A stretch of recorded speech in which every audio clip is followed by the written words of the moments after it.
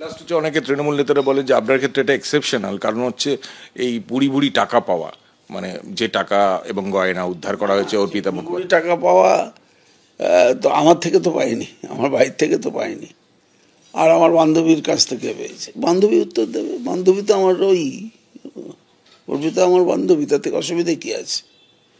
আপনারা যদি শোভন বৈশাখীকে দেখাতে পারেন তো দেখাবেন। আর এখানে দলে অনেককে খুঁজে পাবেন, সৌগতদাকে খুঁজে পাবেন, যারা যারা আছে। দিদিমণি তো খবর রাখেন না তা না, সিরিয়াল দেখেন, সিনেমা আর্টিস্টদের খবর রাখেন, তাদের কটা বদল হলো আর কটা থাকলো তিনি খবর রাখেন না? সব রাখেন। আপনি মানে অর্পিতা মুখোপাধ্যায়ের মানে বান্ধবী হিসেবে স্বীকার করছেন এবং মানে সদর্পে বলছেন সেটা? সদর্প বলছি, তাতে কি হলো? কি করবেন আপনি? আমার আমি কিছু করার জন্য বলছি। যার বউ আছে তার যদি দুটো থাকতে পারে, আমার বউ নেই আমার একটা বান্ধবী থাকতে পারবে না? বাহ, কিসের হলো? আমি সদর্পে বলছি। এমনি মানে তার সঙ্গে যোগাযোগ হয়েছে ফিরে? না, দেখুন আমাকে হাঁটুর বয়সী অমুক বয়সী বলে নানা রকম বিদ্রুপ যারা করেছিল তাদের প্রতি আমার সহানুভূতি হয়, কারণ তাদের সবটাই আমি জানি। जल्दी है क्या घर के जिया वो क्यों भला खुद से ही डरने लगी हूँ मैं प्यार करने लगी हूँ खुद से जो इतना डरोगी तुम प्यार कैसे करोगी।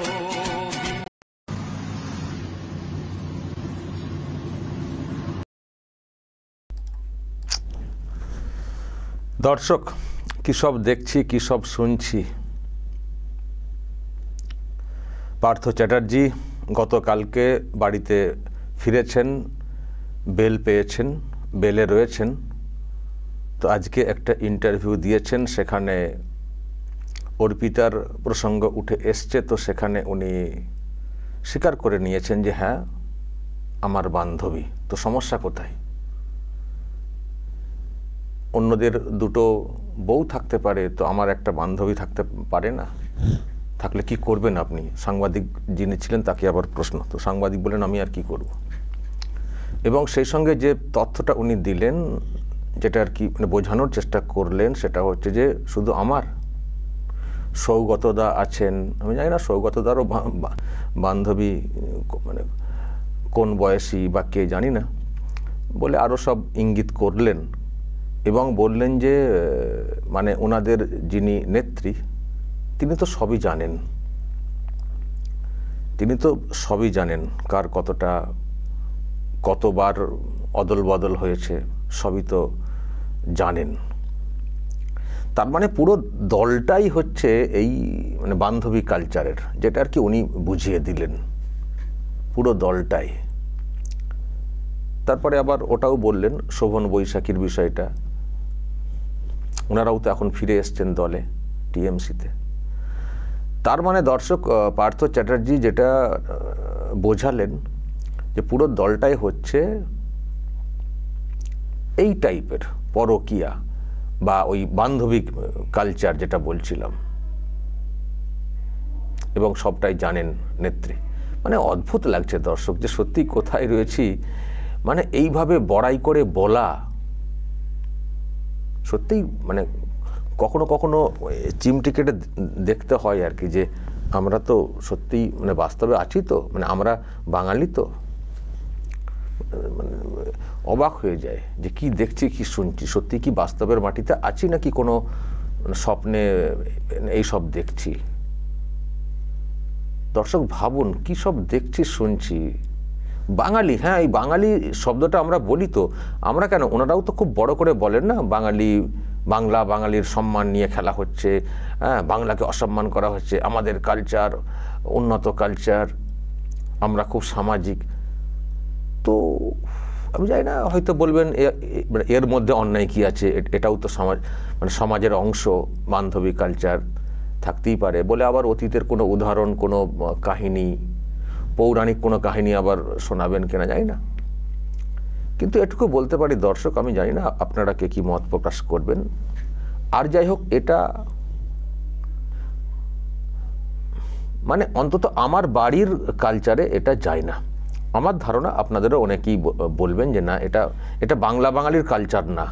একটা বউ থাকবেন বা দুটো বউ থাকবেন, পাশে একটা বান্ধবী থাকবেন, আবার উনি বলবেন আমার বউ নেই তো আমি বান্ধবী রাখতে পারবো না, মানে বউ নেই তো উনি বান্ধবী রাখবেন। আর আমি তো যেটুকু খবর পাচ্ছিলাম, ওনার তো মনে হয় বউ থাকার আগে থেকেই তো মনে হচ্ছে যোগাযোগ ছিল নাকি, মানে বউ থাকার আগে থেকেই তো মনে হচ্ছে বান্ধবী হিসেবে ছিলেন অর্পিতা, তাই তো নাকি? আজকে বলেছেন যে আমার বউ নেই আমার বান্ধবী থাকতে পারে না, কিন্তু বউ থাকাকালীনই মনে হচ্ছে সম্পর্কটা বান্ধবী। তখন শুনতাম আর একটা শব্দ ওর সঙ্গে যুক্ত থাকতো, ঘনিষ্ঠ বান্ধবী। তারপরে তো আরো সব কত কি শুনলাম। তো যাই হোক দর্শক, আমি শুধু ভাবছি এইসব দেখতে দেখতে বা শুনতে শুনতে যে কোথায় চলে এলাম, কোথায় পৌঁছে গেলাম আমরা। অনেক লুচ্চাদের কথা শুনেছি, কাহিনী শুনেছি, কিন্তু এই পার্থ চ্যাটার্জিদের মতো লোকজনদের মুখ থেকে এই ধরনের কথা আগে শুনিনি। মানে এই রকম অকপটে বলে ফেলা, প্রকাশ্যে বলে ফেলা এবং জাহির করা, এবং যেটা করছেন সেটাই ঠিক, সেটাকে এস্টাবলিশ করা খুব নতুন দেখছি, খুবই নতুন দেখছি। এটাও তৃণমূল কংগ্রেস দেখাচ্ছে এই বাংলার বুকে। কোথায় কি আছে আমি জানি না, কোন রাজ্যে কোন দেশে আমি জানি না, জানতে চাইও না, কিন্তু বাংলা বাঙালির এটা কালচার, সেটা আমি কখনো মানবো না। ফলে এটাও দেখছি টিএমসির আমলে। হ্যাঁ, এদিক দিয়ে বলবো টিএমসির এই যে সময়কাল এইসব লম্পটপনা, এইসবের দিক দিয়ে এগিয়ে বাংলা, মানে টিএমসির সৌজন্যে এগিয়ে বাংলা, সেটুকু বলতে পারি। এই ধরনের অকপটের স্বীকার করা, ওই মানে পাশ্চাত্য দেশ যেগুলো আমরা বলি না, সেখানেও মানে ওইসব দেশেও কেউ কোনো নেতা নেত্রী এইভাবে জোর করে স্বীকার করেছেন কিনা সেটা নিয়েও কিন্তু দর্শক আমার মনে প্রশ্ন রয়েছে। যেভাবে উনি অকপটের স্বীকার করছেন এবং সেটাকে অন্যায় কিছু না বলে, মানে এটা হতেই পারে, এটাই তো বাস্তব, মানে এটাকে যেভাবে উনি জাহির করেছেন, এইভাবে আমি আগে কখনো শুনিনি কোথাও। দর্শক বলবেন আপনারা যদি আপনাদের এই নিয়ে কিছু বলার থাকে। তবে দর্শক, অনেকগুলো কথা আজকে উঠে এসছে, তার মধ্যে একটা বিষয় মানে বলা হচ্ছিল ওনাকে দুর্নীতি। তো দুর্নীতির ব্যাপারে ওনার কি বক্তব্য শুনবেন, যে আপনি যে এই যে দুর্নীতির সঙ্গে যুক্ত, এর জন্য কি দল অস্বস্তিতে পড়েছে? তো দুর্নীতি প্রসঙ্গে ওনার বক্তব্যটা দর্শক শুনুন, সেটাও আমাকে খুব অবাক করেছে যে দুর্নীতির প্রসঙ্গে ওনার সাফাইটা দর্শক জাস্ট শুনুন। লাস্ট থেকে এবারে চলে এসেছি, লাস্ট কোয়েশ্চেন হচ্ছে যে আপনি জেলে যাওয়ার পর বা সংশোধনাগারে যাওয়ার পর একটা মানে উঠেছিল যে এই যে শিক্ষা দুর্নীতি ধারাবাহিকভাবে এর একটা বড় ইস্যু ছিল, একটা অনিবার্য ইস্যু ছিল রাজ্য রাজনীতিতে। এইটা দলকে সবচেয়ে বড় বিড়ম্বনায় ফেলেছে, আপনি কি মনে করেন? কারণ হচ্ছে মনে করি না। কেন? দুর্নীতি কোনো ইস্যুই না। দুর্নীতি একটা বিষয়, আর একটা বিষয় হচ্ছে রাজ্যের উন্নয়ন। দুর্নীতি একটা বিষয়, আর একটা বিষয় হচ্ছে রাজ্যের উন্নয়ন। মানে উন্নয়নের জন্য ফান্ড অ্যালার্ট হবে, কাজ হবে, সেখান থেকে দুর্নীতি করে কাটমানি নিয়ে আপনি পকেটে ভর্তি মানে পারেন, এটা কোনো ইস্যু না। একেবারে সাফ কথা।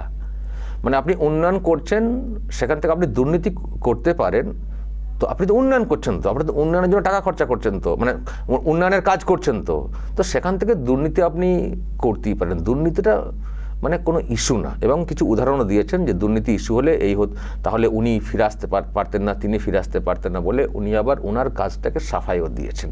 তো দর্শক, আমি মানে যত দেখছি ভাবছি যে কোথায় পড়ে গেলাম রে বাবা। নেতারা ডিরেক্টলি অকপটে বলছেন দুর্নীতি কোনো ইস্যু না, আপনি উন্নয়নের কাজ করছেন, ওটা ভাবুন। দুর্নীতি কি হচ্ছে না হচ্ছে ওইসব নিয়ে বেশি ভেবে লাভ নেই। মানে যে কাজটা হচ্ছে ওটা ভাবুন, নেতা নেত্রীরা পকেটে কি পুড়ছেন ওটা ভেবে লাভ নেই, ওটা কোনো ইস্যু না, ওটা অধিকারের মধ্যে পড়ে। মানে এই টাইপের এস্টাবলিশ করা। তাই তো ভাবছি দর্শক, এইসব লোকেরা যদি আবারও ক্ষমতায় ফিরে আসেন তাহলে কি হবে রাজ্যটার।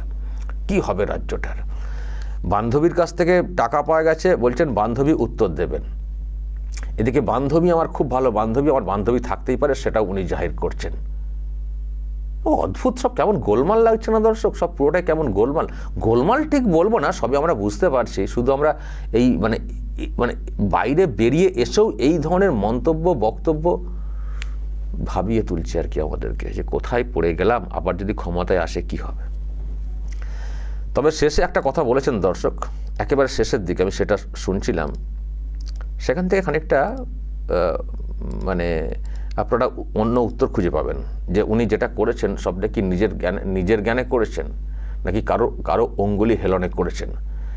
যেসব অভিযোগ এসছে না, টাকা পয়সা ইত্যাদি করা, সবটা কি নিজের জন্য, নাকি অন্য কারো কাছে আনুগত্য দেখাতে গিয়ে এইসব হয়ে গেছে, তিনি একাই ফেসে গেছেন। দর্শক কি বলেছেন একটু আপনাদেরকে শোনাই। ব্যর্থতা যে এই পরিণতির জন্য কে দায়ী মনে হয়? আপনি নিজেই? আমি নিজে, আমার আনুগত্য এর জন্য দায়ী নিশ্চয়ই। কেন বলছেন? আজকে বলছি যা সেটাই শেষ কথা, আমার আনুগত্যই আমার পতনের দায়ী, মানে এই পরিণতির দায়ী। দর্শক কি বুঝলেন? আমার আনুগত্য কার কাছে, কার কাছে?